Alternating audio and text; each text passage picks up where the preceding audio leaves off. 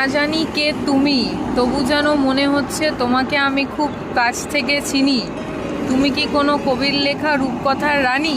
ओ मेरी मतवाला तुझको बिन वरमाला। তুমি আসমান থেকে নেমে আসা এক অপ্সরা, আমি এই পৃথিবীতে তোমার অপেক্ষায় থাকা এক বুবুল। চলো না দুজনে মিলে পড়ে ফেলি 3 বার কুবুল। একবার কইলাও তুমি রাজি আমি গোটক পাঠাই।